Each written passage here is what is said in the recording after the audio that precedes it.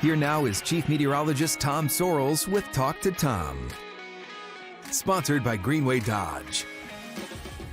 Hello everyone, I'm Chief Meteorologist Tom Sorrells. Welcome to Talk to Tom. This show started as a fluke about almost a year ago after our general manager decided that Talk to Tom, instead of just being for hurricane season, needed to be on TV once a week. And so we've had a great time doing Talk to Tom every week for you. This week is going to be a little different though. Rather than take questions from the viewers at home, I have a very special guest who has showed up here at the powerful WKMG studios. Please welcome my friend, Pamela Brady. For those of you who do not know, Pamela, she was the queen of all media here in Central Florida for how many years, girl? Before I got here, she was me. She had this station in the palm of her hands for 13 years, 14 years. You're how many? So kind. No, seriously, you were huge. Let's see, I was 25, I think, maybe 15, 16, 17 years. You did 17 years as the chief right here. Okay, well, here's a true story. I told someone this the other day. When I was coming, Pamela had decided to, she had so many kids, like the little woman in the shoe, she didn't know what to do. And so we had life changes going on. And you were like, I don't want to really do TV late. And they're like, oh my gosh, what are we going to do? And I was working for our sister station in Detroit. And so they brought me down to do the 11, then eventually work in. And Pam was like, yeah, I don't want to do the 11. Eventually, I don't want to do the 6. And that's how I took over, was I was brought in to do that.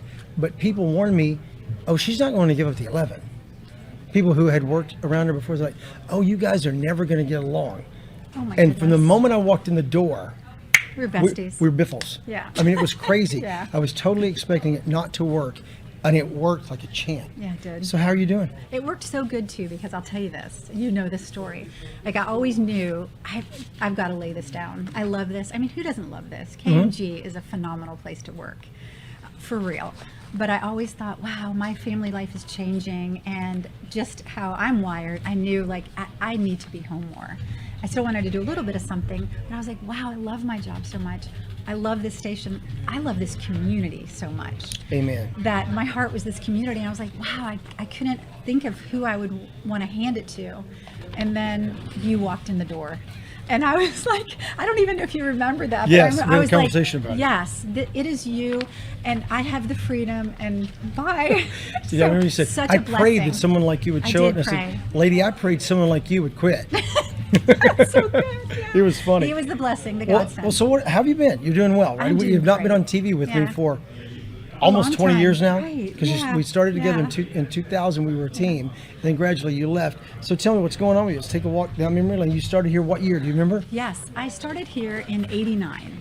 Wow. Yes, and So honestly, just you've been loved out it. of Ohio State like no time at that I time. read a couple years. Yeah, In '89, you Yeah. graduated 85 probably from Ohio I State. did. We're exact. We went to graduated same year high school. Don't tell people that. No. Always tell people I'm old. No, Pamela's younger than me. No, always. Tiny bit. Okay, bit. so you started here in '89. What happened? In 1989 you start. The weather couldn't have been perfect. No. Did you have a hurricane, a wildfire, a big storm, You a know what hailstorm? I What'd you have? had is Hurricane Hugo, Oh yeah, and Lived it. it was. You remember that one? I was in South Carolina. Of course. Well, then you got blasted. probably had Right, it bigger right. than we did, but just the intensity of that. I was fairly young. I was 25 at the time when I came here, but that was such an amazing hurricane for me to learn from, and to learn how it's done, and to learn what's important. Because you can be all technical in hurricane. I mean, this is what you are incredible at. Like I tune into you, like during hurricane coverage, because what you see and what you know is what people need to know. You don't hype it up, you don't make it bigger, you don't scare people, but you get to see like, okay, how do I keep these people calm but keep them safe? You've got that. I learned that through Hugo, and I was thankful for that. But it was scary at the time because I was super young. It was September 22nd, 1989. Yeah, and I was super young, and I had been here, gosh, maybe 9 months. And so it was my baptism Now, into as long as the we've known each hurricane. other, the 23 years we've known each other, we've never talked about that hurricane, because I was in South Carolina, and this is about you, not me. But on that, I look back on that time, and every year I commemorate that, because it was my first head-on collision with a Category 4 hurricane. So that was your first hurricane too? Yes, and Wow. that's how weird is that? Yeah. It's more of our weirdness. I know. And I always tell people, We've got weirdness, yeah. I had no business forecasting that hurricane. Well, in all humility. Neither did I. And you know what's really neat too is for me to even see how God orchestrated people. Like I have a friend who is a brilliant meteorologist, but he was calling me, walking me through, and I was like, wow, even to have his expertise, he was a big help. I learned a lot, and I was thankful. That's what he was a nice man. I've only met him once. Is. Only met him once. Talked to him a couple months ago. Did you really? He loves mentoring younger meteorologists. That's great. Yeah. I mean, you do. You look at the people in your life that helped you get where you are. Oh, absolutely. It's been a miracle. And more than anything, I hope that when I'm dead and gone, my legacy will be all the interns that came through. Yeah. So I've got them working West Coast, got them working at the Weather You Channel. got one here. Got Samara. one came Yeah, back. I love that. I've got, I mean, look at I've got them you. everywhere. So that's part of what I hope to leave. Yeah. You know, and you're part of that too, because you were here too. All that stuff. All right, let's talk about the craziest weather coverage. There was Hugo. Obviously, that was your first big one. It was. But there were hailstorms and firestorms before I got here that I hear about. And Bertha, Hurricane Bertha. Okay, talk. Which is funny because I was like 100 months pregnant with Abby, my first baby. And you know, you're on the air, like 36 hours? And everybody was calling the station, so like, are you going to name your baby Bertha after this hurricane? That's a hard no. But those are exciting times, aren't they? Yeah. That kind of forecasting is exciting. And you bond with everyone. You do. And you get to know everybody a little bit better. Yeah. You really, really do. So outside of that, any other things like the wildfires? I want to say, was that 98 we had the wildfires? What year, do you remember the year that they evacuated all of Flagler County? I think that was 98. I think it was too. I just remember also during that time, that was a little scary, to be honest. And I can remember constantly coming back, you know, they're coming back to you, look at the radar, is there rain? You're just looking for days, like, no, actually, no, there's not. It's dry. How is this going to end? And I think it just was terrific firefighters and, you know, people heeding warnings. But that was a pretty tense time. Very scary time. Yeah, it was. Very scary time. If we had it happen again, we'd be battling it yet again. It does happen from time to time. Yeah. All right, in one of our videos that we have you going to North Dakota. Yeah. And tell me, I didn't know anything about that until we started getting ready to do this, and I saw the dug up shot and said, "This is Pamela Brady," right? And went, 100%. That's exactly her. She still looks like that. That's her. Yeah. You do. You look. You that's stepped funny. at about 1998 or 2000. So, tell me, what was that about? You went to North Dakota for what? I did. So they had some major flooding there at the time, and there was whole areas of the community that were flooded.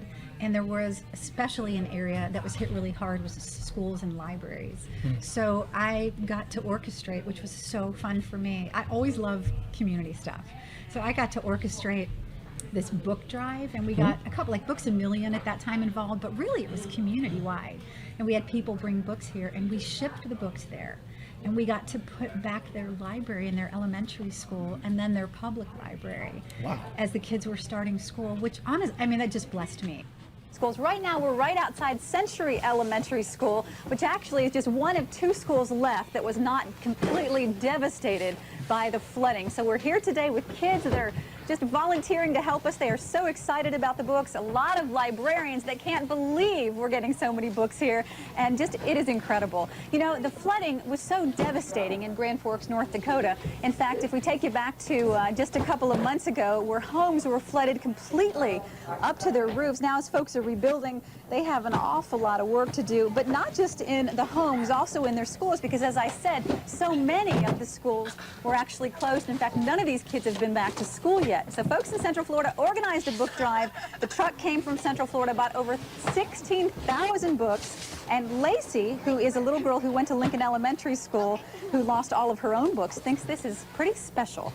I think it's very, very nice because we had all these books in our basement too, because that was our playroom, and we lost that too. So I got to meet, you know, hundreds of kids that went to this elementary school and used this public library. We've got librarians from the city of Grand Forks, North Dakota, that are helping us sort through the books.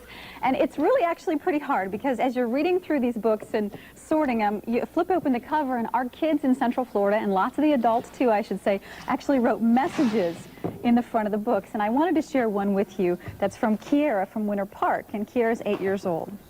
And it says, she writes, "Dear people of Grand Forks, I hope you find a new home to live in. I hope you get food and find joyness and be happy. I'm so sorry about what happened at Grand Forks." And I think it's messages like this one from Kiera that show these kids in Grand Forks that we really do care. It was just a huge You blessing. didn't have kids of your own yet. I didn't. Yeah, that was early. No, yeah, it was a long time ago.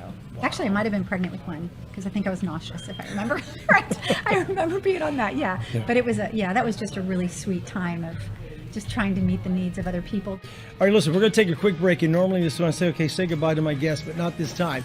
I could talk to Pamela forever, obviously. We'll be right back for the second half. Stay with us.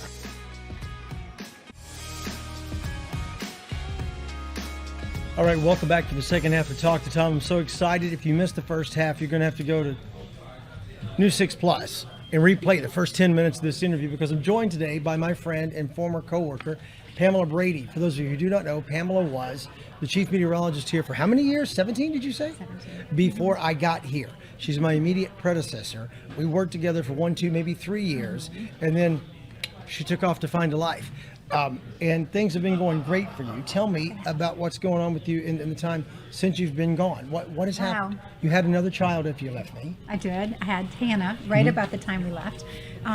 She's actually here today. I know, I love which that. is so fun. I love that. So I have 4 daughters. Watching our kids grow, where you're like, wow, God did that. I didn't do that. Like, they're incredible. So it's Abby, Lydia, Sarah Grace. You remember everything. Oh yeah, because I have Annalisa, Layla, Right. Shelby. And then they ALS Yeah. up together, and then you cheated and threw in a 4th age. Yes. All right, so you're back at the powerful KMG today. I You look love around. it. It's incredible. It's the outside looks the same. Yeah. But the inside's a little different. You took a tour. I love it. You came in right before I got here and did about 30 minutes looking around. Tiffany was awesome. Tell me what your reactions are. What do you think? Oh, it's beautiful. So it's funny. On the other side where you can see the lake, I used to have my garden. I used to have a garden with Tom McCubbin Oh, over yeah? here that we did, which was so fun. And he's so smart. I'm not gardening, but I learned a lot. Well, I hope I did. But anyway, the building is phenomenal. And your weather center, I think you've got like quadruple the monitors We do. that I had. It's big and glossy with 2 Great different weather technology. systems and radar and whatnot. Yeah, I love it. It's a lot longer.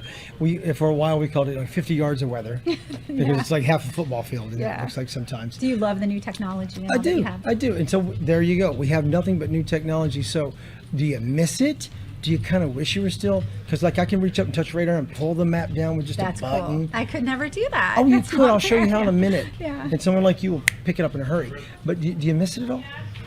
There are some things I miss about it. I loved that part of being a part of the community. I'm thankful for the things that I get to do now that have to do with like Get Healthy Florida, and you probably know about that. But I do love weather. So there are times where I think, wow, I'd love to, if I could run in and do it a day or two, I'd love it.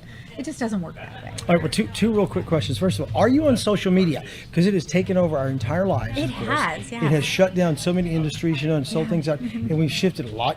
Different platforms. I have Jonathan Kiggis now, who's full-time Yeah, he's on the incredible. web, always on YouTube, always on. Yeah. We have clickorlando.com, which we had when you were here, but now it's a full, big old incredible. channel with like Yeah. full-time employees now.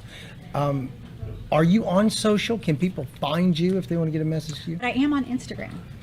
So that's the Are only social you media. Pamela Brady? It I says- am. Mhm. Okay. I think I'm Pamela Brady. You're not the Pamela Brady? I think I'm Pamela Brady 6. Oh, well. Which is like the 6 of us. I think that's what. Oh, I see that? think. How Yeah. convenient, because there's 6 members of the family. Yeah. And Actually, Channel there's 6. 7 now. Now I have a son-in-law who's amazing. Oh, that's true. So now we're number. I have to change it to 7, right? No, don't do that. Okay. The original 6. The Like the original original. 6 hockey teams. Yes. Okay, talk to me about what you're up to. You kind of alluded to that. I know that when you left television, you had to focus on your family. You had four daughters. It's a lot of work. Yeah. And a husband who works also with you. He's not that he's not a hands-on dad, because he is. He is but, very much, But let's yeah. just not lie to ourselves. Yeah. They needed their mom. And so you went to did. just encompass yourself and marinate them in love and grow them up, raise them up. But you're not just sitting around. You don't do TV. You're busy in the community. Tell us about what you've been doing. We noticed that a lot of people didn't maybe have the best health care, best health insurance, and so we were like, how can we use the power of TV for good to help keep people healthy in Central Florida? And we figured we could do that, and I could do that along with my husband, who works at Advent Health, which we love working together. And so we started doing community events with Advent Health, doing flu shots. To this day, we've given over 250,000 free flu shots, and we've done mammogram events, and mostly women's health things where we'll pull up with trucks, and if you haven't had a mammogram, or if there's some part of your health we could help you with. And that's been just really, really satisfying to me. Anything you want to say one last shout out. Not that you'll be gone forever, but just one last chance to say hello to Central Florida or whatever. You know Just what? My shout out would be that I am so grateful for this television station, for real. It changed my life. This station allowed me to do the things that I wanted to do, that I was passionate about in the community. And I don't know. I haven't been on another station in a really long time, but I don't know if that's typical. And for that, I'm very grateful. And I'm so grateful that God brought you so I could leave and go to where I was supposed to go to. So Pamela Brady, awesome. everybody. She's the bomb. She was my predecessor and is my good friend to this day. Thank you for watching Talk to Tom. If you want to submit a question, go to clickorlando.com/talk to Tom. Submit your questions. If you have an idea for a guest that could top this one, let me know. We would love to have them on.